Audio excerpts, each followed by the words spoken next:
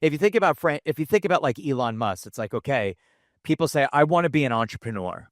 Okay, what's an entrepreneur, right? Everyone's like, it's a business owner. To me, a true entrepreneur is someone that's a disruptor. They created something, they built a business, like they created a category, like an Elon or a Sam Walton, all these different types of people that created, Bill Gates and Steve Jobs. They're category creators. They're entrepreneurial, they're visionaries. They see what's going to happen in society. Franchising, you don't have to be that. You don't have to be like 1 to 3% of the global population, to be successful.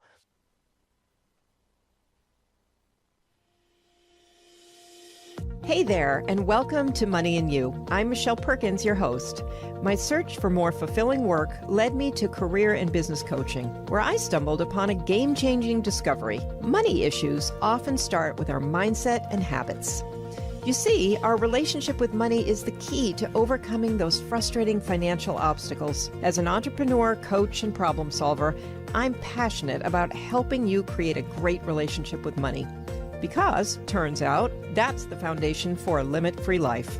Each week on Money and You, I speak with amazing guests about all things money, mindset, practical tips, and everything in between. We're here to give you new insights, education, and empowerment so money can be one of your favorite relationships. So join us for some lively conversations and let's transform your financial life together.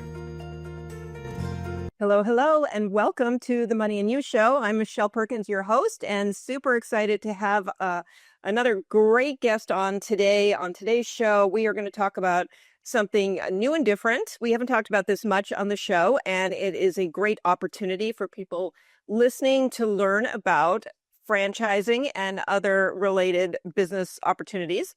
So without further ado, I'm going to introduce a very remarkable guest that we have today. His name is Cliff Nonemacher, and he began his career as an investment banker at Morgan Stanley.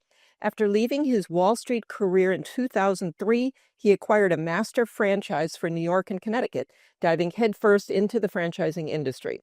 Since then, Cliff has owned and operated various franchise businesses, including Cartridge World, Personal Training Institute, Pure Clean, and Made Right, as well as non-franchise companies. He's also developed well-known domestic and international brands like Four Seasons Sunrooms, Contours Express, Island Fin Poke, and Crack Boba. With over 25 years of experience in franchising, finance, and business, Cliff has been involved in every aspect of the franchisor-franchisee relationship. Cliff now uses his extensive knowledge to assist corporate executives in building generational wealth, diversifying their investment portfolios, and navigating career transitions through franchise ownership. Cliff, welcome. Well, thank you so much, Michelle. I'm happy to be here. I'm so glad you're here. We had a really great conversation before we started this today. And I loved your passion for what you do.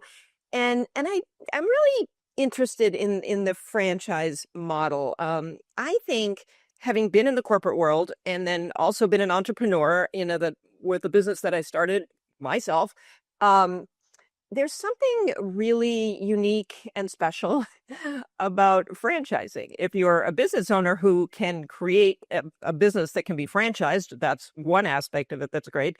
But also for people who want their own business, but don't really want to go through all that startup, craziness, which it kind of is. I think this is a great option. And I want you to give us a little more insight into how you got into it, and then I'll come back I have a million questions. So Yeah, no, I appreciate it. Yeah. So I'm a serial entrepreneur. I've been self-employed pretty much my whole life. Even as an investment banker, you're not really getting paid, right? You have to go out there and dial and gather assets and make a living and allocate those assets, right? So right. I pretty much feel like I've been self-employed most of my life. I started very young, like 8, breaking golf balls out of ponds at country clubs, cleaning the balls and selling them, and doing everything you could do as a young entrepreneur, raking leaves, shoveling snow, and just selling things, right? Doing things and reselling. I stop you there for 1 second because so much of this show, I love to talk about people's relationship with money and their mindset around money. So what was going on that at 8, you decided you could have just been doing anything at 8. So why did this happen? we wrote a book and it's called Beyond the Brand. It's over my shoulder. And that's actually the opening paragraph is most kids are playing at the time. I was, grew up in the 80s. So most people were playing.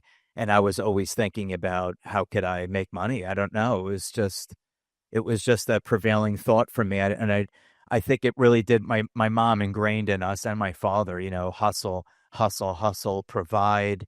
You have to work. So a lot of it came, I think, just through upbringing. My dad was very entrepreneurial, always trying to do something, even though he was a detective in New York, he was always trying to do something on the side, something entrepreneurial. My dad actually had, I've actually never said this on a podcast before. My dad had $1 billion with a B dollar idea in our garage in New York in the 1980s. My father was an auto theft detective and he was messing around with little numbers and letters with a sandblasting compressor. And I'm like, what are those? And he goes, I'm going to sandblast the VIN numbers on the parts of the car so that people won't want to steal it because now it has a serial number in there. I don't think I need to tell the audience how that aged well for someone, not us, but that was the kind of guy he was. He was always thinking, always tinkering, always wanting more, always wanted to provide more for his family. Phenomenal dad. I had great parents. I grew up in we were not affluent. I grew up in an affluent neighborhood. We were middle-class people that grew up in a very nice neighborhood. I walked to the country club. That's where I raked the golf balls. So my relationship with money, I had a very risk-taking dad and I had an ultra-conservative mom, very conservative. Like you never compromise the house, right? You never leverage too much. You pay cash, you don't borrow, like that type of. So my relationship with money was, very different. At a young age, I didn't listen to anyone anyway. I did my own thing. So to me, wealth was freedom, wealth was independence. Money provided a lot of solutions to a lot of problems, and I wanted it, at a very young age. And fast forward, I'm 53 now. I've done well for myself in terms of my goals. But yeah, I agree with everything you said at your opening statement. And I always see people that make fun of, let's say, wealthy people, or they'll insult the rich. And I'll be like, you do realize, just saying that and putting that out in the universe, you will never be wealthy. You cannot speak negatively about wealth, wealthy people, wealthy things. You can't do that. It's the law of attraction. Yeah. Right. It's a universal law. You have to embrace if you want to create wealth, you have to embrace things that are wealthy. Yeah. It's crazy. And Yeah. so And I'm things. so thrilled that you said that. And, it's not like because we all have a tendency once in a while to do that, and it's so interesting to me because you put it so well. And people at the same time that they're talking about how, horrible people with money are out there trying their hardest to make their own money and build their own wealth. And so there's this complete disconnect, really, because it's never the money, it's the person with the money. So there are, in fact, bad people with money who do bad things, and there are also good people with money who do good things. And it's not about the money, it's about who you are. And yeah, I really do love that you said that, though, because it's almost like a repellent. It's almost like, as you're saying these things, you might as well just be like spraying money repellent. Yeah. That's exactly this. It's what you think about, you bring about. And that's that mindset. If you're going to think about negativity and you're going to think about money is nothing but trouble, it causes problems in the family, the blah, blah, blah, it doesn't change your life. You don't need it. I want to be, this, I want to be that. And if you just keep saying that about money, you're never going to have it. Right. It Right. needs to be, I don't walk over pennies. I have a relationship with money. And my son, who's 17, almost 17, he's always laughing at me. I pick up pennies. I pick up loose change. My relationship with it is I respect it. I'm not obsessed with it. Right. I respect it. I would never walk over it. Nothing is too good for me. A penny on the street, I pick it up. I do my mantra, right? I do my normal shtick when I pick it up and put it in my pocket, and off I go. So that's kind of my relationship with it. So I love I that. do like the theme of the show. Yeah. Yeah, I love it. I really am. I mean, we're going to move on from this and talk about franchising, but since we're here, This is my favorite topic, and it's so individual. Like, I really love that you embrace your little ritual. I mean, and that's all you need to do. And whatever it is for you, it doesn't. It can be pennies. It can. I know people who like clean out their wallet because it's open to receiving instead of stuffed with old Right. receipts or whatever. And Right. all of this is, it doesn't really matter what the ritual is or what the affirmation is. If it's meaningful to you, it's reinforcing this idea of you and money having this relationship that's good. Yeah. So, yeah. And how did you kind of get some enlightenment around this? Because obviously you've done your homework. It's good. I'm a big I mean it's a crazy story, but a long story short. So I was in the Buffalo airport. This is pre-housing crisis, and I just kept making eye contact with this person in the terminal, and she ended up approaching me and handing me a video, which was The Secret, just saying like this. She said something about I could feel your energy, and she said this can change your life. In a crazy turn of events, I believe that this woman I met in the airport is the good nurse. If you ever watched the Netflix series, I believe that was her.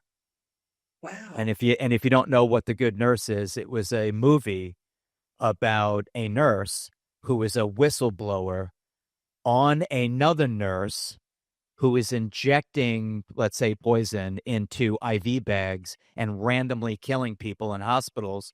But the genius behind this sinister act was this particular nurse. What do you do when someone dies in the floor? Who was working that day? Mm. He would randomly inject into these IV bags so that it was when he was on shift, off shift, there's no way of saying, well, he was on shift every time this happened.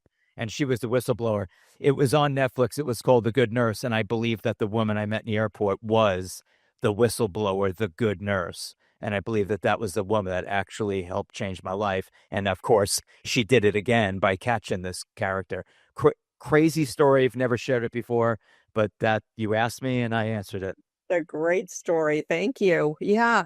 Isn't it interesting, these little moments? And, we have to be aware of the opportunities that come to us and the synchronicities. And, the fact that you even took the CD, you could have been like, you know, Oh, it was a weird exchange. yeah, yeah. It was different for sure. It's not your normal exchange. No, I took it very seriously. I don't think life is so random. I was adopted at a young age, and I think that people are brought together for a reason. So no, I don't think life is so random. I believe in synchronization.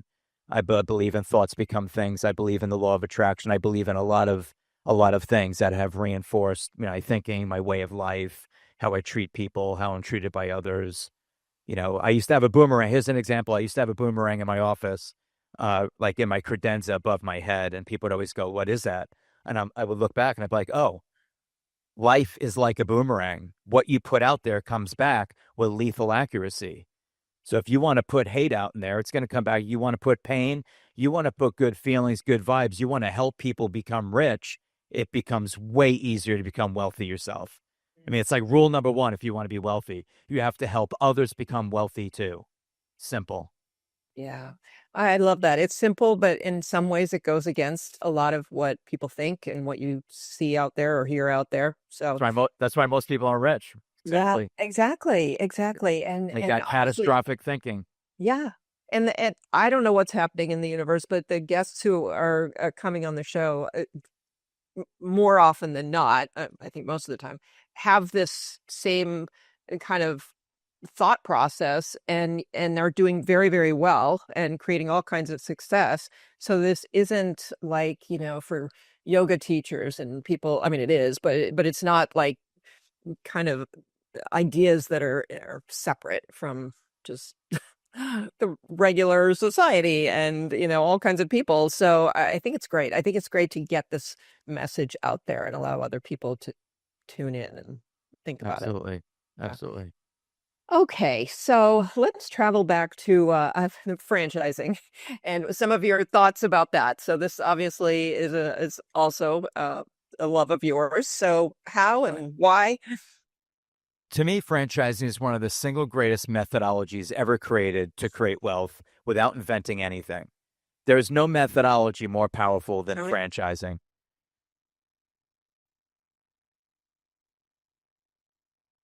Tony, you there? Tony, Cliff's frozen on my end. Is it me being frozen? It's you.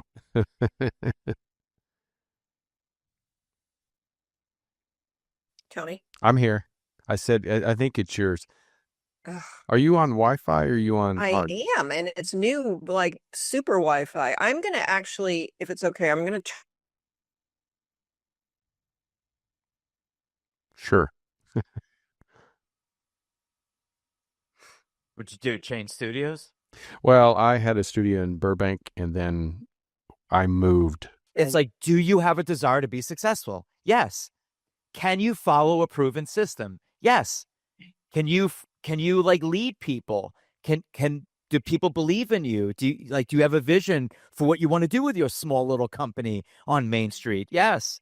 It's like, okay, people always ask me all the time. It's like, what does it take to become a franchisee? And I took this from Jack Welch. I call it the 4E 1P principle. Do you have energy? Yes. Can you energize others? Yes. Right? Can you execute the model? Yes. Right? It's like all these different things. Are you passionate? And it's just, are you edgy? Can you actually fire and hire? Can you there's very difficult decisions in business, and a lot of people keep dead wood in their business. So like franchising really is for everyone, especially if you resemble the remarks I made about the 4E 1P principle, which is what people want. People want to work for leaders. They don't want to work for losers. They want to work for people that are going to lead them and have energy and have a vision. And you see an upside, like I could get promoted, I could grow. They're opening a third location. Like this person is serious. They want to grow. I want to work with them. So yeah, I love franchising. I got involved in it. I was an investment banker, and I was managing a ton of money with at the time Smith Barney, and I ended up going to Barnes and Noble. I bought a franchise handbook and found a printer consumable company in Australia that reverse engineered the inks and toners and secret handshake chips. And I ended up buying the rights. Didn't buy the company. I bought the rights for the state of New York and Connecticut. And I scaled 36 locations and then sold it, moved to Florida where I am now. That was my introduction to franchising. And it was called master franchising, which is one level beneath the franchisor. It's where you buy a state or a massive territory, and I have the right to sell you a franchise and collect fees from you and royalties and so on. So it's very different from being a franchisee, and it's called the master. So it's just there are levels to franchising, but that's actually how I entered. And then from there, owned various franchises and then worked for private equity firms that bought franchises and then continued to scale brands. I've been doing this for the last 25 years. Wow, that's very interesting. I've actually never heard that term, the master of franchise, or what was it again? Master franchising. Okay.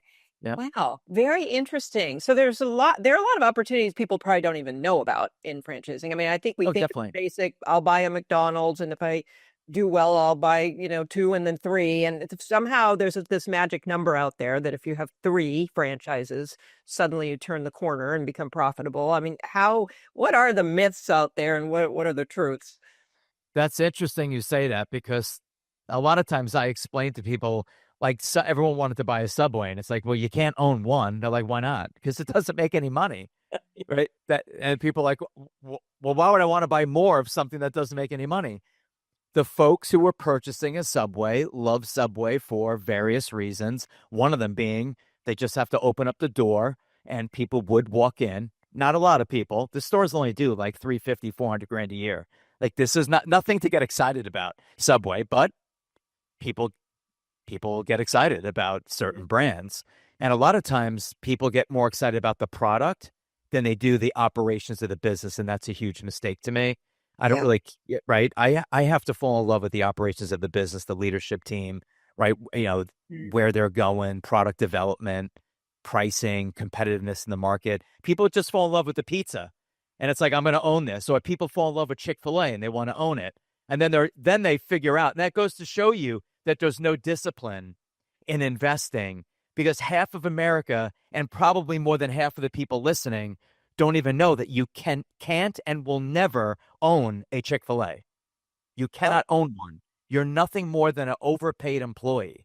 And that shows you that people really don't know like investment opportunities, because everybody wants to buy a Chick-fil-A until they're told all Chick-fil-A's are owned by Chick-fil-A corporate, all of them. So when you hear people say they're an owner, they shouldn't even be using the word franchisee. They should not be using the word owner. They're an employee. They're an operator, period. Now, are they making good money? Yes. But they're never going to participate on the exit of that business. Right. So we work with investors and say, okay, like, Cliff, who are you? What do you do? How do you help my audience? Right. It's like we help them. It's like what one of your listeners is like, I'm so sick of corporate America. I got to get out. Right. Great. So they would call me 15, 20-minute consult. What's going on? Right. Tell me what's happening in your life. I'm 45 years old, net worth of $500,000. I have 100 liquid. I need to replace 120,000 a year. My spouse is working, 2 kids. I can't do this anymore. I want to go out on my own. We will then work with them and formulate investment objectives. We do this for free, by the way. We do it for free. Yes. Nobody believes it. So I do say it twice. And I understand the word has been destroyed. It's been abused, right? It's been so abused. We work for the buyer for free. We are paid like headhunters or realtors, which means we're paid by the seller or paid by the other party. Okay. All right. So we work for the buyer, your listener, for free. And we work for them for the life of the relationship. There's no scenario where they pay for us ever. Everything we do is free. Wow. Again, we're paid by the seller. Yes. Again, instead of showing them houses, we show them businesses. Same concept of. Yeah. And actually, you're making me think. I guess I did say the name of your company in the bio. Yeah. But do we have that under your name? Yeah, I believe, yes, he put Phrenosity. Turn up Phrenosity under my name. Okay. Yeah, the company's Phrenosity, phrenosity.com. Okay. And people could schedule a consult and we could walk them through their options. Like, what does it take? What do I need? Do I have to have background experience? I want to own a roofing company. Do I need to be a roofer? No. You could own a roofing franchise and never step foot on a roof. Like, a lot of people don't understand that about franchise, and they feel like they're buying a job and they need direct industry experience. Absolutely not. I've owned 12 brands. I knew nothing about any of them. Nothing. That is really fascinating. And there are a lot of franchises. I get a newsletter from a franchise broker who I met a long time ago, and the franchises out there will surprise you. We all think of Subway and, Chick-fil-A or McDonald's. I didn't know that about Chick-fil-A though. But there are many, many service-oriented franchise businesses and things like roofing, like you just said. I would never think of that. And I think most people wouldn't. And so it's a pretty vast array of opportunities for people. I also loved what you said about liking the product, because the one time I got serious looking at a franchise, I had gone to a party and somebody had one of those nothing bundt cakes, and I just thought, oh my gosh, this is the greatest idea. So I kind of went down the road for a little while looking at that, but the buy-in fee was high, and the more I looked at it, the more I agree with you, but it is interesting because it really is a business. So it'd be nice. It is nice to like what you're having interest. Totally. Feel even with something like roofing, if you're just a person who knows that's valuable and you feel like you're offering a service that you believe is valuable, that in itself is probably good enough. But you do have to have some connection, I think. Agreed. I would say over all the years of doing this, I try and get a degree of capitalism from the client. And over the years, what I've learned, it is about 70-30. It's 70% I need to make money, and only 30% I need to love it. I need to love it. So it's like, okay, like, is your ego in the way? Would you own a porta potty business? Some are like, absolutely not. I'm not going to a cocktail party telling people that I'm in the porta potty business. And then there's a whole other camp of capitalists that are like, if it makes money and I'm laughing all the way to the bank, I will own a porta potty business. I have no ego. I'm here to make money. Yeah. So we determine ego. Ego plays a huge role in everything. Probably one of the most misunderstood and under-discussed topics, right? Fear, ego, identification with the ego, the reason why people don't do things. So we want to understand the client's position on that. And then the spouse. A lot of times the client's like, I'll do it. And the spouse is like, absolutely not. You will not be in the porta potty business. Do something with more panache than that. So it just depends. Or you don't need any direct industry experience, which I think is interesting. The other thing you have to understand, Michelle, that's happening, and like all of our experiences, you and I are to date are obviously rearview mirror. What's happening now, no one is ready for AI. No one. What's about to happen to everyone, okay? And I don't think people really understand the gravity of what is about to happen, not just the United States, but to the globe. You're talking about 350 million jobs minimum that will probably be eviscerated due to AI. I mean, call centers, dead. Automated script, dead. Cold calling, dead. Appointment setting, dead. Like all these things that have routine repetition, they're just dead. It's all going to be automated through technology.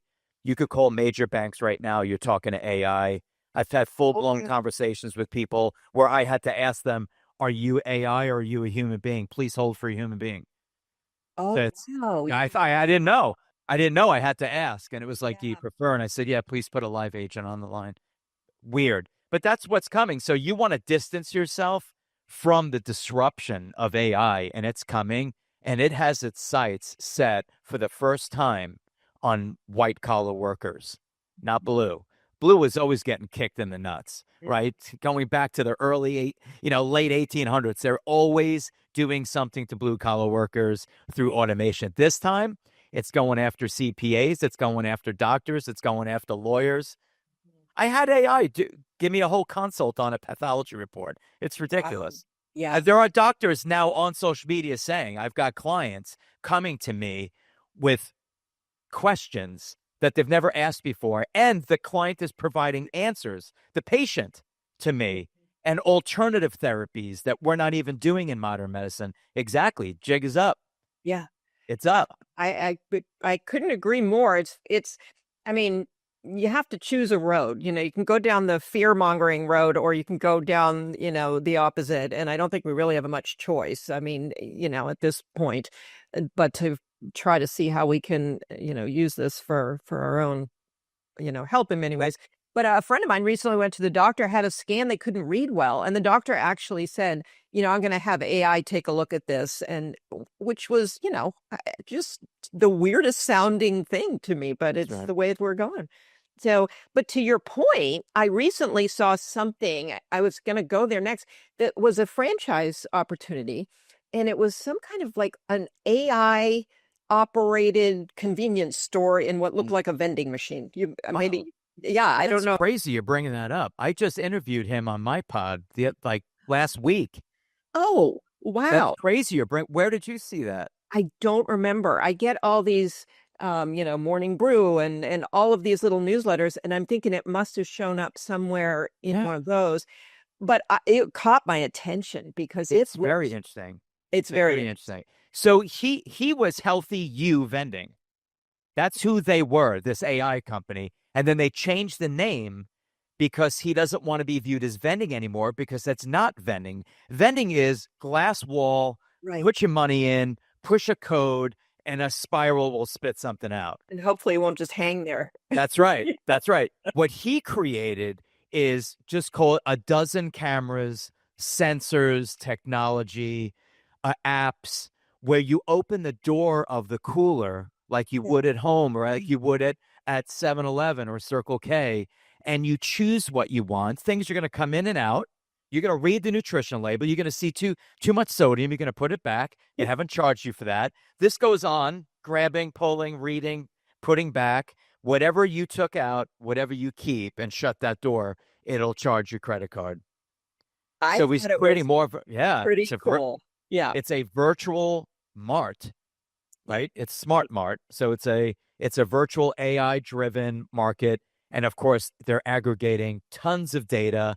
They know what universities like to eat and drink. They know what the hospitals want and when. He has all the data. Very interesting story. not a low cost, not like vending where you're like, oh, could I do this for 5-10 grand? You're still into this for 6 figures, but it's a next level opportunity playing into the AI kind of theme and really the way the consumer wants to interact. The consumer wants to read the label. There was a time nobody cared. Right. Now everyone's like, "Whoa, my God, look at all the sugar, 40 grams of sugar," and they put it back. Mm-hmm. So things have changed. Yeah, I mean, that was fascinating. And so, what's next? I mean, you're right. We can't even begin to predict, but that was that. You just need to be the disruptor. That's the thing. Like you said about the doctor, like Cliff, do you think doctors will go away? A lot of them are going to go away. Well, what doctors will survive? The ones that embrace AI, the ones that embrace the very technology that's trying to replace them. So what entrepreneurs will survive? The entrepreneurs that embrace AI and like home inspection services.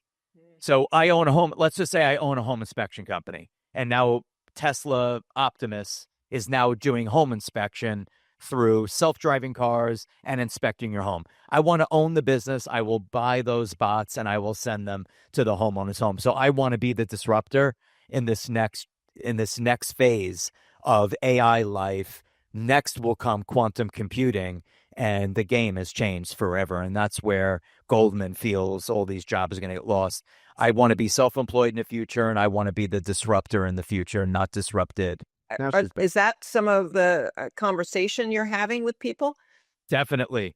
There's 5 areas we focus on. The first area we focus on, and we titled them, and let me explain the titling, because some people I don't get it. The first title is called The Feminization of Men, and it's not a political statement. It means that we have literally feminized men in America. What does that mean? It means that their sperm count is 50% lower than it was a decade ago. You had both sides of the aisle at the last election talking about IVF because our youth can't even have children anymore. So you have low sperm count. You have testosterone levels plummeting with men across the globe. It's not just America. It's everywhere. You have men who can no longer use tools. So we refer to the category as the feminization of men. Well, why is it a category? Because franchising can backfill. We have testosterone brands, right? We have every brand involving the use of tools. We have men's health brands, all of that stuff. So anything involving men and that theme, I'm all in, and it is AI resilient. Second category, the silver tsunami. Not only are we not having babies, but we're an aging population, which is why Elon keeps banging the drum to repopulate. You have to have a young, healthy society to care for your aging society. Look at Japan. It's an ancient society. They're not getting married. They're not having children. And the country is aging. And their economy is basically flat to negative.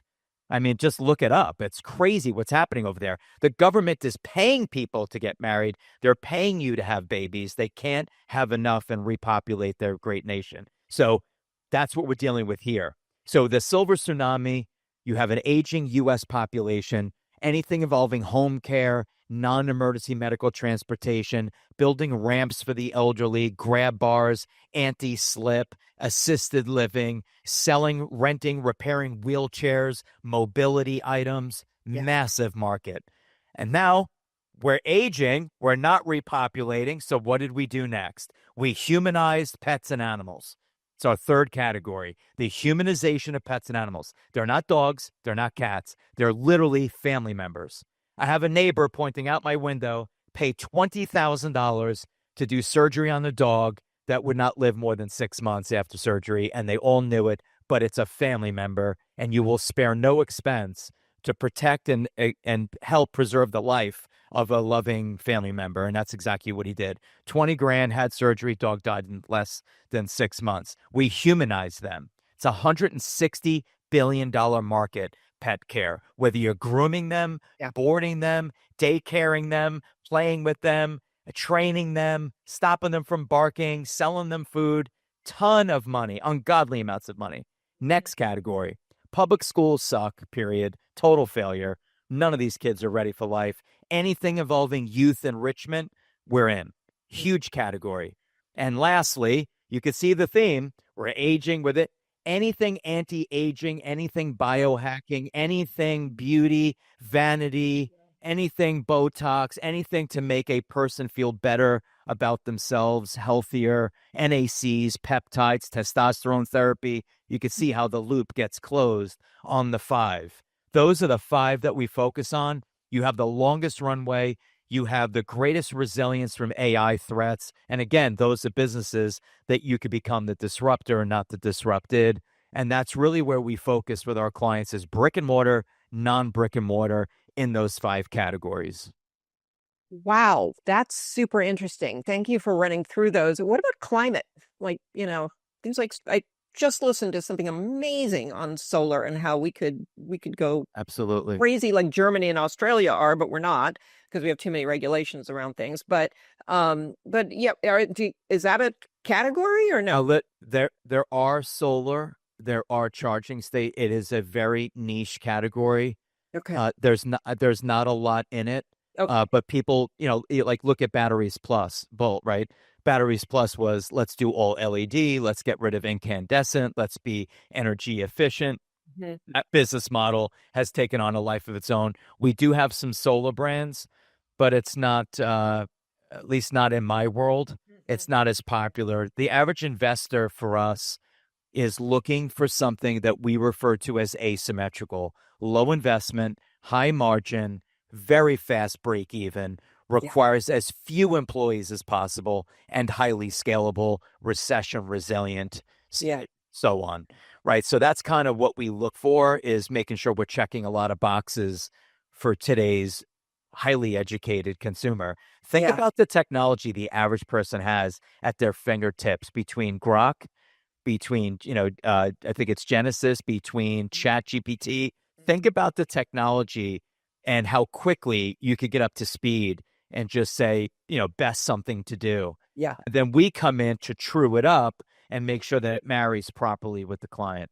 Yeah. So, well, and we're almost out of time, sadly, but tell me of a couple of things that make a good franchisee. You did before, but 2 things. One, investment wise, what's a minimum amount a person should expect to put in?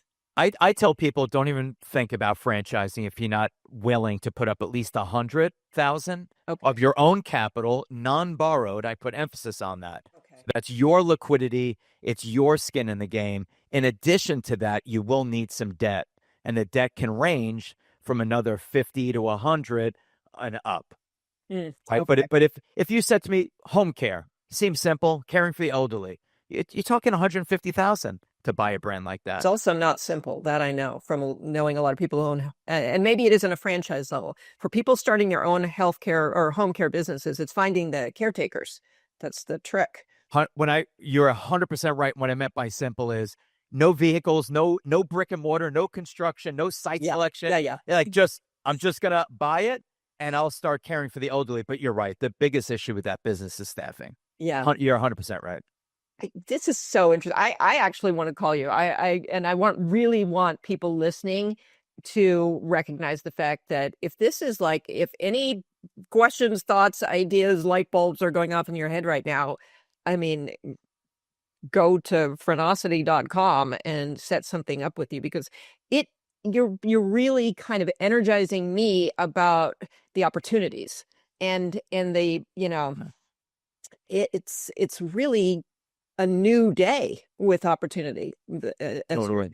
At the same time that a lot of other opportunities are going away. So it's a little bit of a lifeboat, in my opinion, if you have some.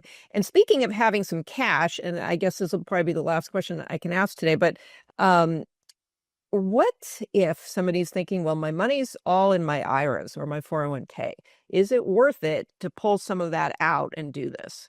Wow. What would and that's a big question, but just like off the top of your head, any thoughts? So I'm a former investment banker, and I'm a huge fan of what's called an ROBS. No one ever asked that question, and no one actually knows that it's a viable tax strategy. So really quick, it's called an ROBS. It is not a self-directed IRA. It's a rollover as business startup. That's what it stands for. It was affectionately named by the IRS in a white paper. Stupid name, but they named it an ROBS, a ROBS. And it allows you to take money out of any qualified plan, 403b, 457, IRA, SEP, Simple, and so on. It allows you to take any money out of there, dollar for dollar. Here's the key. You avoid federal, state, and early withdrawal penalty when you do it. So don't let your broker tell you you can't do it. This has been on the books, Michelle, since 1974. This tax strategy, this is not new. This has been around since 1974 under the Employee Retirement Income Security Act, ERISA, right? ERISA law. Everyone that's in a 401k. Here's the thing. If you currently work at a company, you can't use that money because you're gainfully employed with a company where your 401k is. So, well, then how do I do it? You have to leave that company or use an old 401k or an old IRA that you have at Fidelity or, Merrill Lynch or whatever. But you could use dollar for dollar. I want to repeat, it's a zero taxable event. If you have $100,000 in your IRA, you could move $100,000 dollar for dollar, avoid federal, state, and early withdrawal penalty, and invest in a business and still maintain tax deferred status. If you sell that business for, let's say, $200,000, remember you put up 100, Right. you sell for 200,000 goes back into the IRA tax deferred. So you still maintain, you're investing in you instead of investing in companies and mutual funds and stocks and bonds. You're investing in you now, and you're saying, I'm going to buy a franchise. But really quick, I know we're out of time, but I have to say this because I love the tax strategy.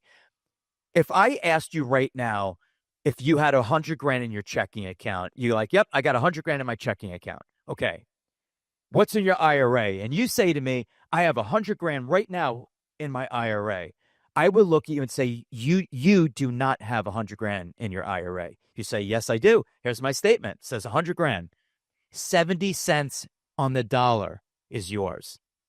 At maximum 70 cents on the dollar, depending on what state you live in, with a high state income tax on top of federal income tax. So I love the idea of buying businesses with the state and federal government's money to speculate, to accumulate wealth. If I lost $100,000 in my checking account, that is a hard $100 gone. If I lose $100,000 out of my IRA, at best, it's $70,000 that I lost. Yeah. See the logic? And once your money's expanded by new ideas, it doesn't go back to its original shape. And that, you're all about money. Creating wealth is all about being tax efficient and understanding what money to use, what levers to use, what leverage to use. And a lot of people don't understand that. And that's why they need an advisor to say, why would you use $100,000 from your IRA, from your checking account? Oh, my husband and I are comfortable with it. Let me show you a tax strategy that'll blow your mind. Love this. Really, really huge, important information. Thank you so much. My pleasure. This was fascinating. I mean, I could talk to you all day, actually, and there's so much more. Tell us your podcast so people can listen to you. Yeah, thank you for that. It's very different from yours, right? 'Cause you have your niche. So I don't feel we compete. I only interview founders of franchise brands, and it's called Pursuit of Profit. Okay. So Pursuit of Profit. And again, if you listen to our show, you're only listening to founders of franchise brands. And by the time you listen to 1, 2, 3, 4 episodes, you get an idea of the questions. Investment, right? How do you acquire customers? Yeah. Who are you disrupting, and so on. Like we just brought a woman on the other day that did self-tanning. They're killing it. They're absolutely killing it. Self-tanning, all vegan, all organic, all clean. There's always something cool coming on the show. And again, you're getting it straight from the founder. So it's a unique show, but it's a niche show. It's not as broad as, let's say, a show like yours. It's only for people that are really interested in franchising. Oh, I love it. Okay. What's your favorite franchise? I won't. That's a tough one. Let me leave it at Chick-fil-A because you can't buy it. Right. Okay. I'll leave it. I mean, there's 4,000 brands. Yeah. But if you said to me, what sector do I love the most? I'm in love with my category of 5. Yeah. But my love would be anything involving the use of tools. People don't understand the force multiplying effect of being in a business that requires tools in a culture that told for the last 2 decades, go to college, forget the trades. Yeah. There is an ungodly amount of money to be made in the trades. And they are AI resilient for now. Yeah. Okay. Well, and I'll tell you mine. And I only know a few. Maybe I had 10 Hit on the me. top of my head, but my favorite right now is the Now Massage. Oh, wow. Love them. Yeah. Well, they're in California. They're so great. Yeah. No sheetrock canvas walls. I love the model. Yeah. It's great. Well, wow, Cliff, thank you. I Beautiful. loved having you on the show. I actually love to have you back sometime, but I also would like to learn more from you about this. You really seem like you're pretty cutting edge on this whole I franchise. appreciate it. Thank you. Yeah, So- reach out if you want to talk anytime. There's no Yeah. obligation. Fantastic. I came on here just to be on the show, and I appreciate the invitation. Yeah, no, this is great. Thanks, Michelle. Really, really great. So, thank you. And thank you, audience, for listening to the show. I hope you loved it as much as I did. And if you have some friends or family who need to hear this show, please forward it and share it and give us a like or a review on any of the podcast platforms or my Limit Free Life YouTube channel. And thank you so much for listening. We'll see you next week.